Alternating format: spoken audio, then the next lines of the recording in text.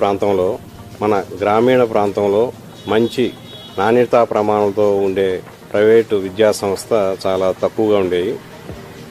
మేము దాదాపు 1981 నుంచి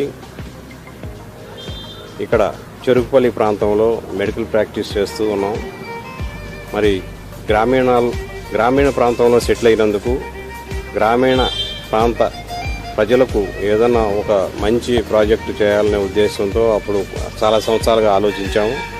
1991లో అప్పుడున్న పరిస్థితులను బట్టి మంచి నాణ్యతా ప్రమాణాలు గల ఒక విద్యా సంస్థను స్థాపిస్తే బాగుంటుందనే ఉద్దేశం కలిగింది. దానికి ఒక విధంగా ఒక స్వార్థ చింతన కూడా ఉంది. మా పిల్లలను ఎక్కడికో పంపించి సిటీస్కి పంపించి చదివించాలనే ఉద్దేశం మాకు అంతగా ఉండేది కాదు. అందుకని మా పిల్లల కోసం కూడా అవసరం కాబట్టి ఒక మంచి విద్యా సంస్థను ఇక్కడ అందుబాటులోకి తీసుకొస్తే మా పిల్లలతో పాటు మిగతా వారికి కూడా చాలా ఉపయోగపడుతుందనే ఉద్దేశంతో ఆ నిర్ణయం తీసుకోవడం జరిగింది. దీన్ని ఎట్లా స్టార్ట్ చేయాలనే ఆలోచన వచ్చినప్పుడు మా పూజ్య బాబాయ్ గారు మద్రాసులో సెంట్రల్ రీసెర్చ్ ఇన్స్టిట్యూట్లో డిప్యూటీ డైరెక్టర్ ఉన్న శ్రీ కాట్రగడ్డ శేషగిరిరావు గారి సలహా ప్రకారము ఒక ఎడ్యుకేషన్ ట్రస్ట్ను స్టార్ట్ చేసి దాని కింద ఒక స్కూల్ని పెడితే బాగుంటుందని వారు సలహా ఇచ్చారు.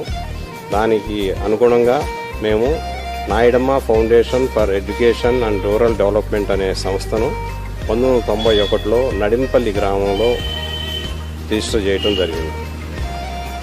దానికి ప్రాజెక్టు కింద ఈ వనజాచంద్ర పబ్లిక్ స్కూల్ అంటే మా అమ్మా నాన్నల పేరుతో దాన్ని స్థాపించడానికి మేము నిర్ణయించుకున్నాం.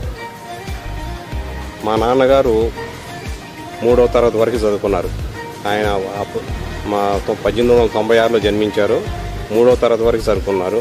మా అమ్మ 5వ తరగతి వరకు చదువుకుంది. మా అమ్మ నాన్నలకి ముఖ్యంగా మా నాన్నగారికి చదువుకున్న వాళ్ళన్నా చాలా ఇష్టం. వారి పేరు మీద మేము ఈ స్కూల్ని స్థాపించడం జరిగింది.